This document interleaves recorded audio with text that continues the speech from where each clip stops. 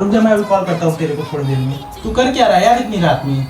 मेरे को छोड़, मुझे सब पता है तू किससे बात कर रहा है। अरे तुझे काम क्या है? अरे मुझे भूख लगी, मेरे लिए जल्दी से कुछ बना दे। भिंडी बनी तो है, वो जाके खा लेना। अबे मुझे भिंडी नहीं खानी, एक काम कर, ये मैगी ले और यही बना।